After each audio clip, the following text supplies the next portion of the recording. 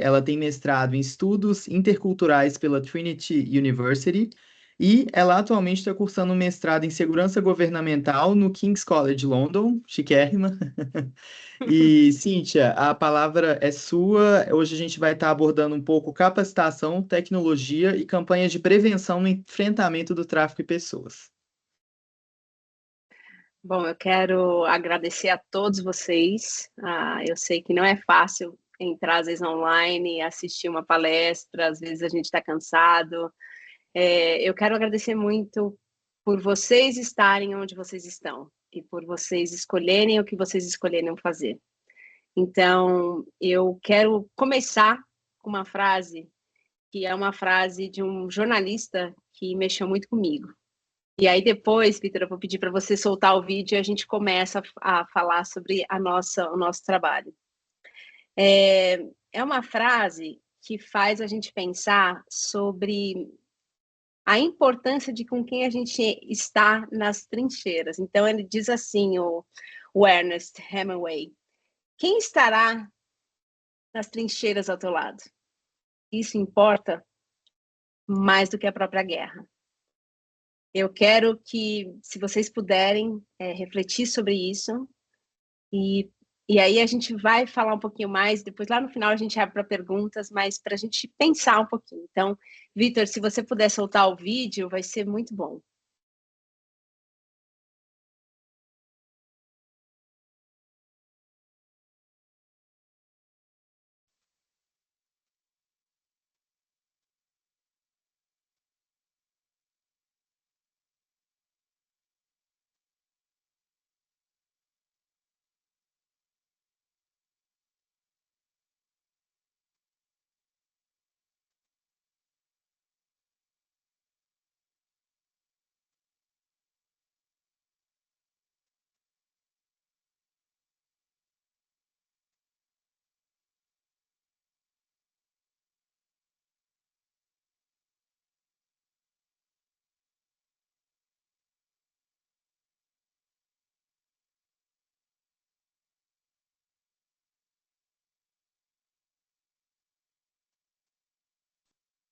Não está indo, Vitor.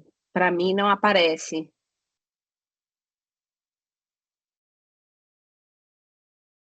Não está entrando, Cíntia, o vídeo? Não, não entrou. Uai, um instante, vou recompartilhar aqui. Deixa eu ver o que está acontecendo. Eu estava assistindo aqui, então era só eu. Só É, você, egoísta, egoísta. tá aparecendo agora?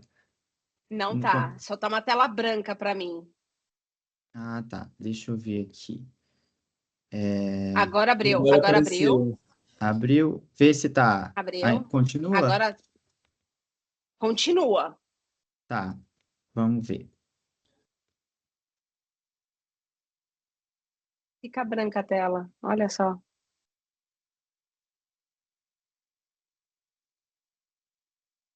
Continua branca? Continua branca, sem ir. Deixa eu ver. Deixa eu sair aqui, então. Agora retorna?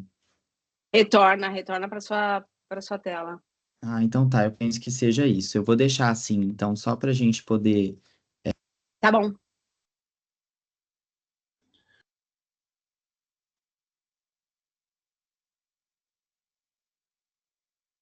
Só não tem som, Vitor.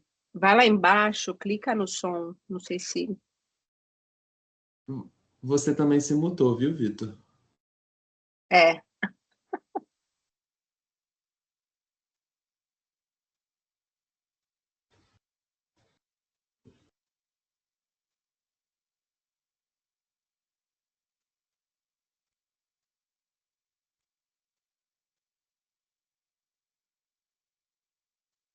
Tá sem som, Vitor. De novo? Gente, que estranho. Deixa eu incluir aqui. Eu vou deixar meu microfone aberto, então, eu acho, né? Você me avisa se tiver com som quando começar.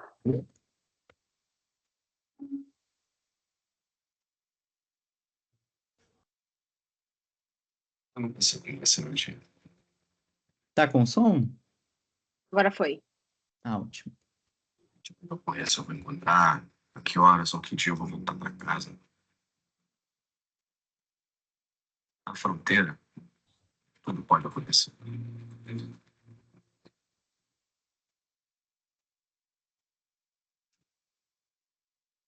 São vários os problemas crônicos que a gente combate, né?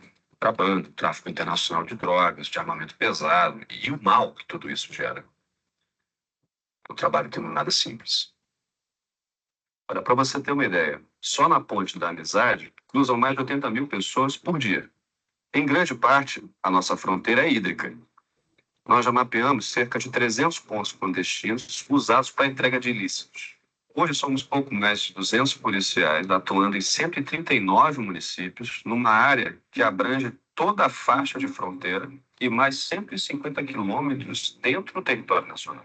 É muita coisa. Trabalho na seção de inteligência.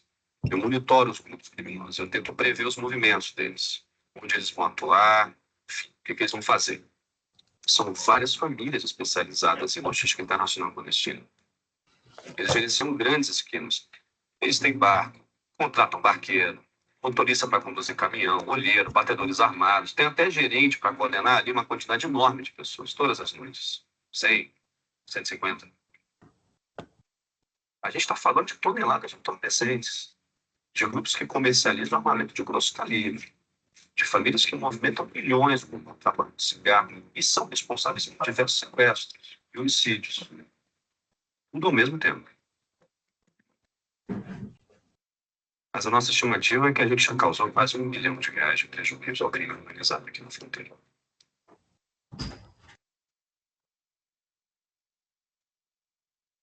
Há alguns anos a gente começou a ter formação na área de enfrentamento ao tráfico de pessoas. E é aí que você verifica que não é só a droga, não é só o cigarro, não é só o armamento que são objetos do crime. Pessoas também são transformadas em objetos. Foi quando a gente recebeu uma denúncia de que num complexo de casas de prostituição ocorria exploração sexual de menores, que no local, e ali o tráfico acontecia de maneira completamente despudorada, eles viciavam as meninas numa forma de aliciá-las mais facilmente na prostituição. Assim que o nosso policial apaisano estacionou na frente das boates, ele foi abordado por uma moça paraguaia que achava que ele fosse um cliente. Ela falou que fazia programa, que tinha uma irmã que também era prostituta, mas, como essa irmã era bem mais nova, ela ficava com outras meninas separadas numa casa dos fundos. Inclusive, o programa das mais novas era bem mais caro. No final, a garota pediu uma carona para ele, pediu que levasse ela na boate ao lado. Ela ia buscar cocaína, amando no chefe. Tudo batia com a denúncia.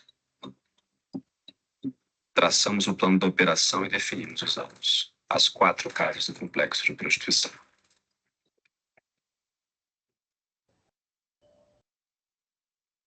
Então a gente foi direto no alvo nunca. Casa dos filhos, onde a gente suspeitava que os problemas de idade nas costas eram drogas pesadas e abuso sexual.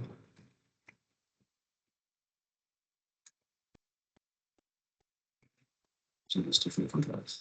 Nenhum entorpecente. E todas as meninas eram maiores de idade. Foi um alarme falso. Chegando no alvo 2, todos os cômodos tinham odor de maconha. A gente avançou pelo corredor. Todos os quartos estavam vazios, com exceção de um. A porta estava trancada. A gente bateu. Ninguém respondeu. Então a gente arrombou. Renan, o criminoso, estava deitado com a garota de programa e debaixo da almofada a gente encontrou uma pistola. Tudo teve que ser muito rápido. Esse rapaz era o dono da boate. Vendia entorpecente e viciava as garotas. E a gente ainda descobriu que ele era barqueiro e traficava grandes quantidades de drogas vindas do Paraguai. Agora, durante as buscas no alvo 3, todas as garotas eram estrangeiras e nada de ilícito tinha sido encontrado. Até que a gente percebeu que uma das meninas, uma paraguaia, era jovem demais. A gente pediu a ela que escrevesse o nome completo dela e a data de nascimento. Ela se identificou como Ana Lúcia Duarte e falou que era maior de idade, mas não se lembrava da data de nascimento. Aí a gente entrou em contato imediato com o CIOF.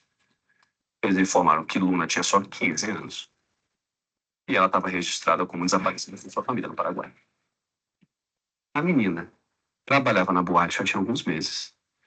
Ela era garota de programa porque precisava do dinheiro para quitar uma dívida com uma tal de patroa. E eram valores muito altos. Tinha que pagar pelas roupas que ela usava, pela bebida alcoólica que ela consumia para conseguir se prostituir, pelas drogas que ela consumia, pelas roupas que ela comprava. E ela tinha 15 anos e estava sendo explorada sexualmente para quitar uma dívida impagável. Então essa é a realidade de muitas meninas que vivem em situação de pobreza. Elas são viciadas. Elas são submetidas ao consumo de bebida alcoólica, de venda e consumo de cocaína, a comprar roupas por valores absurdos. E os donos da boate, eles cobram por tudo isso com trabalho sexual que é fornecido aos clientes deles. Ou seja, é um ciclo de abuso interminável. E foi naquela noite que a gente encerrou o nosso primeiro caso de tráfico de pessoas e devolvemos uma menina de 15 anos para a família dela. Ah, mas não parou por aí. A gente ainda tinha que prender o Barbosa. Logo, 4, o Barbosa se apresentou como responsável pela boate. Encontramos umas porções de maconha. Mas o que chamou a atenção é que ele não tinha nenhum vínculo com a cidade. Aí perguntaram o que esse cara está fazendo aqui. Que ele possuía um histórico com diversas passagens criminais. Aí a nossa suspeita de que ele teria um mandado de prisão em aberto. Mas não tinha. A gente estava, sabe, bem naquele momento em que você sabe que tem alguma coisa errada ali, mas a situação vai ficando limitada.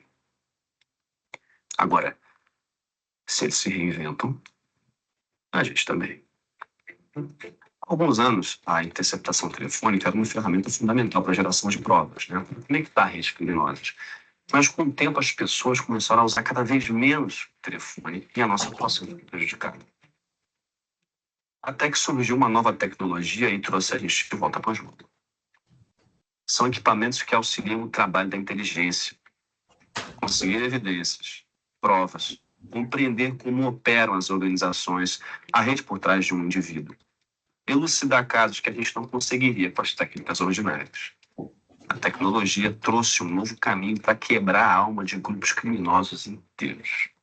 Mas voltando ao Barbosa. Começamos a investigação, trouxemos diversos pertences dele lá para a nossa seção de inteligência, anotações, equipamento eletrônico, documentos.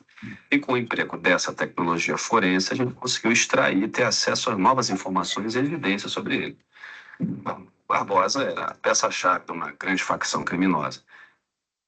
Era o responsável por internalizar no Brasil toneladas e toneladas de drogas, fazer metralhadoras para abastecer o crime organizado no país todo. Tudo passava pelo Barbosa. Quer dizer, passava. Agora não passa mais. Esse é o ciclo da inteligência. Você puxa um fio e aos poucos vai desvelando toda uma rede. Te faz recomeçar de novo. Às vezes parece um trabalho interminável. A verdade é que talvez seja. Só que conseguir salvar uma vida, ajudar uma pessoa, é uma sensação incrível. E isso torna a gente incansável, imparável.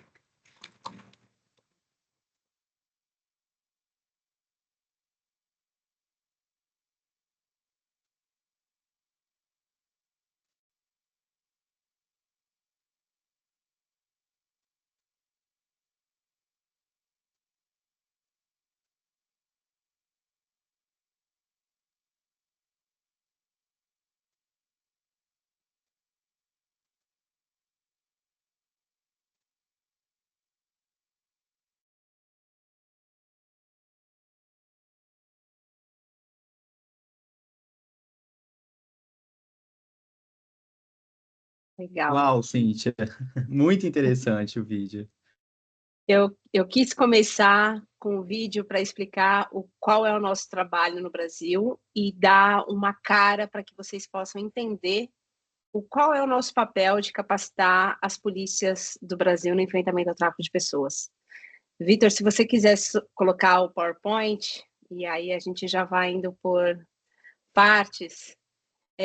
A Exodus Road é uma organização americana. A gente começou na Tailândia, a gente hoje está em 6 países. E, Vitor, tá só uma tela branca, tá? Não sei. Não, beleza, eu tô abrindo aqui ainda, viu? Ah, então tá bom, então tá bom. A gente está em 6 países, Filipinas, Tailândia, Índia, Estados Unidos. A gente fala na América Latina, nosso site, um outro país, mas é Colômbia e Brasil. A nossa atuação no Brasil, ela tem sido uma atuação muito interessante, porque a gente começou não há muito tempo. A gente começou em 2021 e a gente começou criando o que a gente sabia fazer de melhor na nossa organização, que era investigar crimes de tráfico de pessoas pelo mundo. Então, nesses outros países, o papel da Êxodo sempre foi ter times de ex-policiais ou ex-investigadores que fossem nesses países onde há incidência de tráfico de pessoas, fazer uma investigação local, entregar essa documentação para a polícia local, para que a polícia local, assim, pudesse continuar e fazer todo o procedimento de batida policial e levar para o sistema de justiça. Eu peguei todo esse entendimento que a gente tinha e falei assim, puxa, por que não a gente, ao invés de ter um grupo, a gente não tem um exército de pessoas fazendo isso? E nada mais certo do que ter as nossas polícias fazendo isso.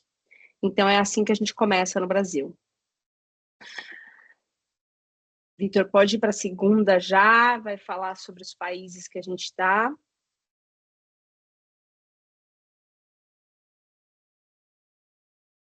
Esse slide passou para você? É esse mesmo.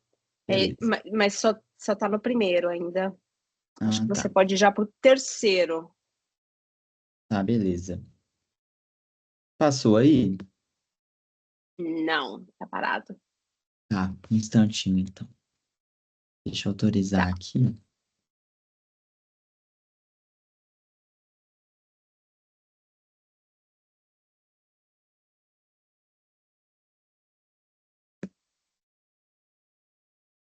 Isso, pode ir para o terceiro. Nossa, ele parece que ele desconfigurou todo o meu... Pode ir pro... ficou preto embaixo. Bom, que estranho. Mas vamos lá, eu vou falar, porque assim, não tá aparecendo as imagens. Pode ir para o Que terceiro, pena, pode ir para a não tá. próxima. Não, Tá. Bom, a gente atua para enfrentar o tráfico de pessoas. O ideal seríamos o Brasil, né? A gente ter um país tão continental que é o Brasil, termos mais campanhas, ou seja, a gente poderia ter mais prevenções, campanhas de educação e falar mais sobre o tema. Não sei se vocês concordam comigo, mas a gente pouco escuta falar sobre tráfico de pessoas no Brasil. E a segunda parte é trabalhar com as polícias, trabalhar com o sistema de justiça, para que esses casos sejam investigados, para que o sistema de justiça tenham casos e sejam levados até o final na corte, para que a gente possa ter a punibilidade para esses criminosos. E sobra a questão da vítima, o cuidado com a vítima. Então, a Êxodos, no Brasil, a gente decidiu trabalhar com a capacitação com as polícias. Então, esse vídeo que vocês assistiram é um vídeo de uma força policial que a gente trabalha no sul do Brasil, que é o BPFROM. E foi muito interessante, porque no final, dos últimos quadros, eles colocam os resultados de 1 ano e meio de parceria com a gente e de treinamento do que ocasionou. Quando a gente começa a trabalhar com as polícias no Brasil, a gente entende que as polícias, muitas vezes, elas não sabiam e elas desconheciam sobre o tráfico de pessoas. Por quê? Porque a nossa sociedade ela é construída de uma tal forma que a gente olha para objetos do crime como coisas. E são dois crimes apenas que existem as pessoas como objeto do crime, que é o tráfico de pessoas e é o sequestro. Todos os outros crimes, a gente tem objetos. Então, a gente tem o contrabando, a gente tem a droga, a gente tem armamento, a gente tem veículos, mas a gente não tem pessoas. Então, quando você chega para o policial e fala assim, mas será que essa mula, ela não poderia ser uma pessoa que foi aliciada por tráfico de pessoas? E você criar essa percepção do policial para que ele olhe para aquela pessoa, não como uma criminosa, que está apenas fazendo um tráfico de drogas porque ela engoliu, entender que talvez ela tenha sido aliciada antes, a gente muda a forma do policial olhar para o crime. E aqui eu não estou fazendo e não estou passando pano para a pessoa ter feito o ato de engolir a droga e não, eu estou dizendo que talvez se a gente tiver a polícia mais bem treinada, essa pena dessa mula poderia ser amenizada e ela ter uma investigação antecedente a essa ação, que seja quem é esse aliciador que está aliciando essas pessoas para que engulam essa quantidade de cocaína e que levem essa droga para X país. Então, a gente cria essa plataforma, que é chamada de Traffic Watch Academy. Até no final, se vocês quiserem, a gente tem um site, um link que é só para educação, ou seja, para pessoas, para a sociedade em geral, que quiser aprender sobre o que é o tráfico de pessoas. A maioria desses cursos que eu vou apresentar agora no final, eles não foram feitos por mim, eu não sou especialista, tá, gente? Eu sou uma pessoa enxerida mesmo no assunto. Então, quem fez esse conteúdo foi a própria Polícia Federal, o Ministério Público do Trabalho, a Asbrad, que é uma organização que cuida das vítimas, que acolhe. Então, nós chamamos os especialistas na área do Brasil para falarem sobre o que é esse curso, sobre o que é o tráfico de pessoas. Pode ir, Vitor, para o segundo. Bom, aqui é uma página que abre, a gente tem a Traffic Watch Academy, que é nos Estados Unidos, que é um público-alvo americano, e ali, como vocês podem ver, do Brasil, a gente tem 8 cursos. Pode ir para o outro. Bom, esse aqui é um módulo, essa palestra geralmente a gente fala muito para as polícias, né? Não sei se vocês repararam no vídeo do BP-From, tem uma parte que mostra a tecnologia. Eu costumo dizer que se a gente capacitar a polícia, treinar a polícia e equipar a polícia com inteligência, com tecnologia, as polícias muito provavelmente nem precisariam usar suas armas, porque hoje com a tecnologia e com a inteligência eles conseguem paralisar o crime. E a Cellebrite é uma parceira nossa, então a Cellebrite ela doa equipamentos para Êxodos, e a Êxodos a gente doa para os times de inteligência das polícias. Então, a gente tem hoje parcerias no Brasil. Nós estamos, vamos lá, em alguns estados. Em Minas Gerais, a gente atua com a Polícia Federal aí. Mas a gente está no Amazonas, no Pará, no Tocantins, Pernambuco, Paraíba, São Paulo, Paraná, Piauí, Acre, Roraima e Rondônia. Piauí, Rondônia e Minas Gerais, a gente atua junto com a Polícia Federal, uma parceria que a gente fez com eles. Vitor, pode ir para o outro. Bom, aqui são como que funcionam os nossos módulos. Só para vocês entenderem, como a gente não aguenta mais Zoom, Teams, essa coisa do online, a gente fez um curso estilo Masterclass. Então, assim, eu juro para vocês que é muito legal, tá? Depois eu vou passar para vocês um teaser dos nossos módulos para vocês verem como é legal. Então, eles são cursos bem curtos, porque a gente tem que entender que os nossos policiais, eles são mal pagos, mal treinados e mal eles têm tempo e muitas vezes eles não têm internet. Então, a gente teve que fazer algo que seja muito fácil, muito rápido, para que eles pudessem ter esse conhecimento muito na palma da mão deles e fazer o curso, entender o que é o tráfico de pessoas.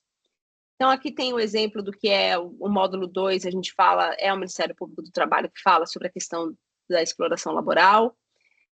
Pode ir para o próximo, Vitor.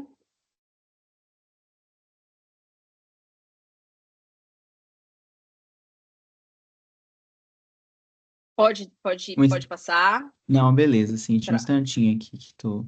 Tá bom.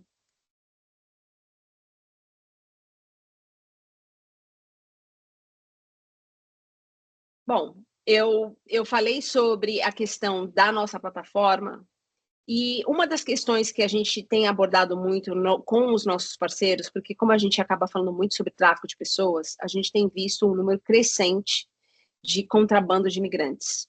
Então, acho que vocês devem estar acompanhando essa questão dos migrantes que estão passando pelo Brasil, subindo pelo Acre, pela selva de Dariém. Então, a gente começou a ter um número muito grande de contrabando de imigrantes. E há muita dúvida sobre o que é a diferença de tráfico de pessoas e contrabando de imigrantes. Então, eu vou falar bem rapidinho, o Vitor pode ir para o outro. Bom, aqui eu não preciso falar para os alunos de direito as diferenças de leis e o que é o quê, mas basicamente a única questão que muda aqui é que o contrabando de imigrantes, a pessoa, ela escolhe, ela tem uma decisão, ela quer fazer essa travessia para esse país dos sonhos, que seja a Espanha, que seja a Itália, que seja os Estados Unidos, que é o mais comum. O tráfico de pessoas, como vocês sabem, isso não acontece. Essa pessoa ela é enganada, ela é ludibriada, enfim, vocês sabem a definição. Vitor, pode ir para o outro. Bom, aqui, como vocês sabem, o tráfico de pessoas, a definição, eu queria só falar aqui, novamente, que é a questão do contrabando de imigrantes é a entrada ilegal em um país sem intenção de explorar a pessoa contrabandeada. Pode ir para o próximo. Novamente, aqui não há consentimento quando é tráfico e quando é contrabando de imigrantes, há consentimento. A pessoa tem essa consciência de que ela está contratando um coiote e ela quer fazer essa travessia. O próximo. Bom, esse daí, eu acho, Vitor, pode descer, vamos lá para o quadro lá embaixo, tem um quadro próximo, aí fala da lei, esse daí. Bom, aqui é um resumo das diferenças e o porquê que eu estou falando sobre isso. Porque aqui nos Estados Unidos a gente tem visto, eu moro nos Estados Unidos, eu comecei a trabalhar com a Polícia Federal e a gente começou a ver um alto número de contrabando de imigrantes para cá. Só que o crime de contrabando é um crime muito novo, né? Ele é um crime, se eu não me engano, a lei vem em 2018. E quando a pessoa ela sai do país com contrabando de imigrantes, ela está vindo, mas é só contrabando. Mas quando ela chega nos Estados Unidos, ela tem sido vítima de tráfico de pessoas. E aí ela entra na questão da exploração laboral. E a maioria desses migrantes, eles, por conta do status imigratório, eles não têm para onde pedir ajuda. E muitas vezes eles não pedem ajuda, porque eles acham que eles vão ser deportados. Então, a gente tem visto que esses dois crimes, eles estão vindo muito juntos. E isso tem sido muito preocupante, porque a gente não tem conseguido ter uma resposta para paralisar e para conter isso. Então, a Êxodos, o que a gente começou a fazer? A gente começou a criar campanhas para explicar o que é o tráfico de pessoas, para explicar como ele acontece, para a gente tentar tirar essas pessoas dessa ilusão, muitas vezes, que seja através do coiote primeiro e que acaba depois com a exploração aqui nos Estados Unidos. Para vocês terem uma ideia, a Polícia Federal aí de Minas Gerais, a gente tem uma base aí da polícia que é responsável por investigar tráfico de pessoas e contrabando de imigrantes. Nessa questão do Caicai, do Fake Family, o número de crianças que saíram do Brasil com documentos que não eram originais, mas que não eram de fato verdadeiros, porque o que acontece? Muitas mães solo, com alguns filhos, com dificuldade em extrema vulnerabilidade, eram procuradas por coiotes para dizer que teria uma oportunidade para os seus filhos, para que eles indo aos Estados Unidos, eles poderiam ter uma família, ter alimentação, ter educação. Essas mães, acreditando nesses coiotes, passavam, essas crianças muitas vezes não tinham uma certidão de nascimento com o registro paterno. Essa mãe ia ao cartório, colocava o nome desse fake father, desse pai falso, para que ele pudesse atravessar e ir para os Estados Unidos. Então, há um alto número de crianças que, chegando nos Estados Unidos, eles acabavam sendo vítimas de exploração sexual infantil. Então, assim, isso é muito alarmante para a gente, porque a gente precisa... Como dizer para essas pessoas não façam isso? É como dizer para uma mãe que, às vezes, ela não tem a comida em casa, que ela está passando fome, que ela está em extremo desespero, e alguém chega e faz uma proposta dessa. Às vezes até mesmo pessoas que são próximas, não estou falando de pessoas muito distantes às vezes são pessoas que são amigo do fulano. Então a gente começou a ver isso muito constante. Vitor, pode ir para o próximo. Eu acho que a gente... Isso, eu não sei porquê, mas está fechando. Se você quiser fechar o PowerPoint, aqui era mais para compartilhar meu contato. Hoje, no Brasil, basicamente, o nosso trabalho tem sido entender como atuar e implementar a capacitação da polícia, para que a polícia possa fazer o trabalho dela, para que a gente possa mover a polícia, porque eu não sei se vocês sabem, mas vocês devem saber mais do que eu, mas os nossos dados sobre números de tráfico de pessoas no Brasil, eles são muito baixos. Eles não são condizentes com o tamanho de um país continental que é o Brasil. Quando a gente não tem um dado que seja e que reflita o tamanho do nosso problema, a gente não tem políticas públicas para resolver esse problema. O nosso trabalho como organização, fazendo com que as polícias façam o trabalho de polícias, a gente tende a ter um crescente no número de casos. Então, eu queria abrir com o BPFROM para dizer que treinando a polícia, quebrando os paradigmas, entendendo como a gente pode ajudar, a gente consegue ter resultados. Obviamente, a gente sempre está com o BPFROM, todo ano a gente vai para lá, a gente capacita eles com tecnologia. Inclusive, essa semana eles tiveram uma operação com a questão dos indígenas que estão sendo explorados na região, na questão laboral, e eles resgataram mais de 18 indígenas que estavam em situação de trabalho análogo à escravidão. Então, assim, a gente transformar o olhar da polícia, o olhar de quem não vê o crime, é a nossa missão.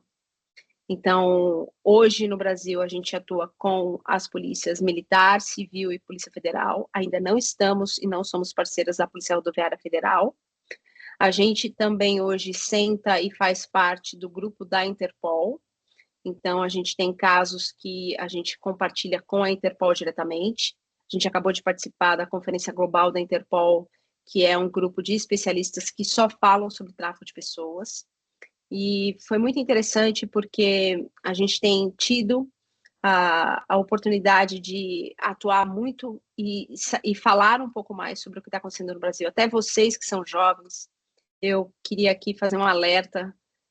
Eu estou com um caso que a gente está ajudando novamente. Eu acho que, não sei se vocês viram um caso que saiu no Intercept na semana passada de um brasileiro chamado Lucas, que estava em Laos. A gente tem hoje mais ou menos uma média aí de uns 100 brasileiros que estão na mesma situação que ele, ali naquela região do Triângulo de Ouro. E esses são jovens. Eu queria dizer para vocês que eu estou com um caso de 2 jovens que teriam a idade de serem os meus filhos. E eu tive que avisar as suas mães que eles estão em estado e eles estão enfrentando, porque eles são vítimas de tráfico de pessoas. E a gente está tentando fazer de tudo para repatriá-los para o Brasil. A gente tem um grupo que está na Tailândia para tentar tirá-los de lá. Por que eu quero dizer isso para vocês? Porque o aliciamento acontece com um sonho. E é muito engraçado a gente falar sobre sonho, porque a gente acha que, mas como assim a pessoa cai numa dessa? Como que ela cai num golpe desse? Ela não sabe que é golpe? Eu vou dar um exemplo para vocês que eu dei uma vez para um policial federal que a gente estava conversando. E é um exemplo pessoal meu, tá? Eu gosto de um carro que é o Mini Cooper. Eu gosto de carro manual, pequenininho. Acho que é por causa do filme, não sei se vocês viram aquele filme. Enfim. E eu virei pro meu marido e falei assim, eu quero trocar o carro e eu vou comprar um Mini Cooper. E meu marido chegou para mim e falou assim, olha, acho melhor não, porque é um carro que desvaloriza muito, ele tem um custo alto se quebrar e tal. Só que eu tinha um sonho. Vocês acham que eu escutei o meu marido? Esse é o ponto. Eu queria dizer para vocês que o sonho, ele nos cega. Pode ser quem seja. Nós às vezes nos colocamos em posições que as pessoas nos falam assim, puxa, olha, não cai nessa, é tipo, não acredita, ou esse relacionamento não é para você, mas às vezes você tem um sonho, você tem aquela idealização, então isso acontece. Então vocês jovens, hoje o aliciamento está acontecendo pela internet, está acontecendo com os sonhos de vocês, ou é uma vida melhor, ou é um lugar melhor para morar, eu não sei, mas às vezes é aquilo que vai atrair o seu coração. E aí é que mora a armadilha. Então, hoje, quando eu comecei a frase falando de Ernest para vocês, sobre o que mais importa numa guerra, quem vai estar com a gente na trincheira, o que mais importa é quem vai estar do nosso lado. Então, eu não sei como que vocês são divididos em classe, eu não sei o porquê vocês chegaram para fazer direito, qual foi a motivação de vocês. Mas o meu desafio aqui para vocês é que vocês transformem o direito, a justiça, em ações, em praxis. Que vocês construam a justiça e façam com que ela seja um caminho. Não importa para quem e como. Não importa se seja trabalhar com os juízes, com o sistema de justiça, com promotores, com ONGs ou com policiais, mas que vocês sejam o símbolo da justiça e que essa justiça ela seja palpável. Então, eu aqui quero agradecer a oportunidade de compartilhar meu trabalho, dizer que a Êxodos precisa de vocês, a gente precisa de pessoas que nos ensinem. Eu não estou aqui para ensinar vocês, estou aqui para aprender com vocês, para entender como a gente pode fazer um país mais justo, como a gente pode melhorar as nossas polícias, como a gente pode construir políticas públicas. Então, meu desafio é convidá-los a vir junto e fazer com que a gente possa salvar vidas. Esse é o nosso trabalho e eu quero agradecer e abro aí para vocês fazerem perguntas. Se eu não souber, eu já vou dizer que não sei, mas se eu souber, eu me arrisco a falar a resposta, tá bom? Cíntia, muito obrigado pela exposição. Eu acho que assim como você mencionou no início, né, é muito bom de nós jovens, pelo menos eu, a gente vê uma pessoa tão inspiradora mesmo na questão da prevenção e do realmente de você gerar os direitos humanos no mundo, né, e tá ali realmente na trincheira, né, enquanto a gente está entrando, você tá lá, é muito bacana a gente ter uma visão vinda de você. Te agradecer demais por estar aqui no grupo, Imagina. sempre um prazer te ter, viu? E agora eu queria ver com vocês, participantes, se há alguma dúvida, alguma questão para a Cíntia. A gente pode abrir uma pequena fila. Alguém tem algum questionamento?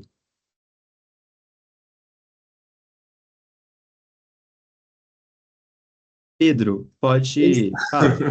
Eu sei que eu sou monitor, mas eu também fiquei interessado, né? Eu assisti a palestra prestando muita atenção. E, Cintia, eu queria saber um pouco mais sobre essa questão da Êxodos mesmo. Você falou que ela é uma organização norte-americana, né? Como que ela chegou no Uhum. Brasil e como que esse contato, tipo assim, dela se estabelecer nesses estados todos que você mencionou, se dá? Você falou dessas parcerias, desses acordos, mas, tipo assim, como que isso acontece? Bom, a Êxodo chega no Brasil, a gente começa por uma lógica de mapear quais são as rotas de tráfico. Então, as rotas de tráfico e também pelos estados mais pobres, os estados que ninguém quer ir, o estado que o dinheiro não chega, que o investimento não chega. Então, por isso que você vê que a gente começa Amazonas, Pará, a gente vai para o Acre, Roraima. E esses acordos, eles são feitos, é um acordo técnico de cooperação, é feito diretamente com as secretarias de segurança públicas dos estados, ou quando há autonomia, a gente faz um acordo técnico de cooperação direto com a Polícia Civil. Com a Polícia Federal é um acordo diferente. A gente tem trabalhado com a Polícia Federal desde o primeiro ano. Tanto é que a gente vai acabar aqui. Depois eu até posso compartilhar com vocês. A gente fez 2 vídeos de campanha da própria Polícia Federal. Então a gente entregou para a Polícia Federal, porque a gente entende que vídeos, campanhas de prevenção, eles precisam circular. Então, assim, a gente tem feito dessa forma. Então, hoje o nosso objetivo é estar em todo o Brasil. O último estado que fizemos um acordo foi o estado de São Paulo. o Estado de São Paulo, nós criamos 3 novos cursos, e foi uma quebra de paradigma. Por quê? Porque esses 3 cursos que criamos para o Estado de São Paulo foram feitos pela Polícia Militar, Polícia Civil e Polícia Técnico-Científica. 3 polícias juntas, abordando 3 casos que eram de tráfico de pessoas do Estado de São Paulo, mas que não foram tipificados como tráfico de pessoas, por falta de materialidade da prova. Então, a gente pega a polícia técnica científica dizendo para o policial militar lá na ponta, quando ele entra na área do crime, o que ele tem que fazer, ou o que ele não pode fazer. O policial civil, ouvindo a polícia técnica científica também, dizendo como é essa materialidade da prova. E ambos conversando. Como que tem que ser feito essa oitiva? Coloca a vítima junto com o seu abusador? Não, separa. Qual é esse cuidado? Então, esses 3 novos cursos, eles acabaram de ser lançados pelo Estado de São Paulo. O projeto piloto já foi feito para mais de 1.500 policiais, não em todas as delegacias, foram divididos por regiões onde há maior índice de tráfico de pessoas. E a ideia é que esses cursos sejam para todos os 130 mil policiais do Estado de São Paulo. Para quê? Para que o Estado de São Paulo hoje, tendo números, crie políticas públicas. Porque eu não sei se vocês sabem, mas hoje não existe o cuidado da vítima no Brasil. Se a gente tiver uma vítima de tráfico de pessoas, a gente não tem um lugar para colocar essa vítima. Não existe um abrigo específico para vítima de tráfico de pessoas. Então, esse é o nosso objetivo de estar fazendo todos esses cursos e também de estar entendendo a polícia. Quando a gente começa a entender as nossas polícias, a gente entende o muito porque há violência, o muito do que a gente vê aí. Então, a gente também tem um papel de tentar transformar as nossas polícias para que elas possam fazer um papel de polícia melhor. Acabei até falando mais do que devia, hein? Não, a resposta foi incrível. Então, realmente, essa proximidade com as polícias que é o foco, assim, da Êxodos. Uhum. Sim. Entendi. Sim. Bacana. Obrigado, Cíntia. Imagina. Cíntia, também queria fazer uma pergunta para você, puxando essa questão da atuação das polícias, você acha que nos estados, como é que se dá? Vocês já conseguiram você me falou que a Êxodos atua no Pará, no estado do Amazonas também, como é que a atuação lá é de uma forma mais específica, né? Todos os estados são com esse curso Traffic Watch que a gente fez, tá? Eu vou dar um exemplo para você sobre o Amazonas. Eu não sei se vocês lembram de um caso de um alemão que saiu no Fantástico, que ele explorava sexualmente as meninas na Amazonas. Esse caso só se desmembrou dessa forma porque a Polícia Civil fez a nossa capacitação e entendeu que ali havia tráfico de pessoas. Então, todas as vezes, o que a gente tem da polícia, e eu recebo isso muito, é muito gratificante quando você trabalha perto com eles, porque você começa a ter a resposta do treinamento. Então, eu tive uma vez, posso aqui enumerar vários casos, né? Eu não sei se vocês acompanharam o caso, vamos falar um recente aí, da menininha que o pai, que estava no Panamá, que foi repatriada para o Brasil, que o pai roubou essa criança e levou, que era a intenção, embora para cruzar a fronteira para os Estados Unidos. Então, a gente também repatriou essa menininha, nós trouxemos ela de volta do Panamá. E como é que vem isso? Vem isso através da Polícia de São Paulo, que nos contacta para pedir ajuda para a gente trazer essa menininha de volta. Então, assim, a gente tem muitas histórias que as polícias vão nos passando de resultado de trabalho. E isso é muito gratificante. Por exemplo, no Amazonas, meninas de 13 a 15, 16 anos estavam desaparecendo. Aí, olha, é uma discussão aí para vocês também, que é uma discussão que a gente tem tido com as polícias. É o crime de desaparecidos. Se vocês pesquisarem, vocês vão ficar assustados com a quantidade de pessoas desaparecidas. Obviamente, nesse pacote tem todos os tipos de crime. mas quanto dentro desse pacote não são vítimas de tráfico de pessoas?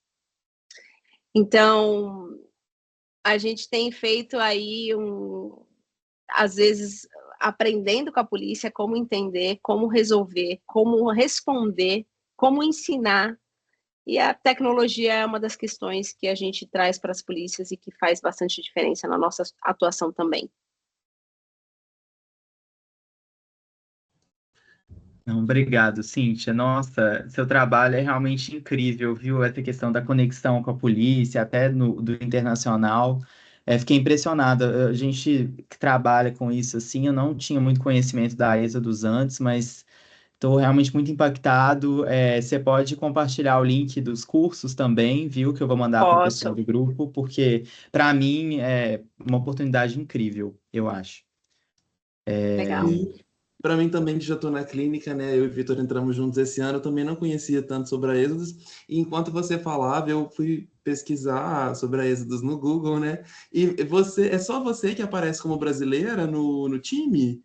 Você é representante Pois é, master no Brasil? eu vou te falar, a Êxodos Brasil são eu e a Rebeca, que ela cuida da parte de educação. Então, a Êxodos do Brasil tem 2 pessoas trabalhando. Nós somos um exército de 2 mulheres fazendo tudo isso no Nossa, Brasil. Cíntia, uau!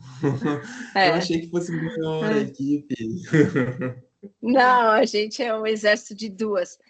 Assim, mas tem sido muito gratificante, porque quando a gente criou a plataforma de ensino, quando o nosso trabalho é criar o Masterclass, é fazer esses conteúdos primeiro. E quando a gente faz, e a gente vai divulgando para as polícias, isso vai se replicando. Então, por exemplo, toda a Polícia Civil do Amazonas fez o curso, toda a Polícia de Roraima fez o curso, toda a Polícia do Acre fez o curso. Então, assim, a gente tem visto as polícias fazendo o curso. E o que é mais legal desse trabalho é que as polícias estão utilizando essa formação para que esse policial possa ser promovido, porque tem a questão de por que ele vai fazer esse curso. Então, tem que ter algo de troca para ele. Então, assim, se a gente conseguir, de todos os nossos agentes policiais, transformar que seja 10% da nossa polícia, olha quanta coisa que a gente vai conseguir ter de resultado, de quanto olhar humanizado que a gente vai trazer para esses policiais. Porque o nosso curso não é só falar de tráfico de pessoas, é humanizar o tema, é trazer a vítima no centro, é fazer uma quebra de paradigma, é falar com respeito e com carinho das profissionais do sexo, por exemplo, para esses policiais, para que eles possam olhar para elas, para eles, e antes de fazer uma condenação, de julgar, será que ela não está sendo vítima de tráfico de pessoas? Será que não tem um aliciador por trás dela? E esse é o nosso trabalho. Então, isso tem sido muito, muito, muito positivo mesmo com as polícias. Cíntia, obrigado. Só mais uma pergunta também para eu não te prender muito aqui. Foi enviada pela Ana Júlia, ela está sem microfone, ela pediu para eu perguntar para você. Ela pesquisa um pouco sobre tráfico de pessoas e ela queria saber como você avalia o 4º Plano Nacional de Enfrentamento ao Tráfico de Pessoas quanto à efetivação das ações. Ana Júlia, você me fez uma pergunta que eu vou ser obrigada a jogar real para você. Todo mundo aqui é brasileiro, né? Eu estava no lançamento do 4º Plano. Acho que o Brasil, ele precisa, estamos muito bem em escrever planos. Mas o distanciamento da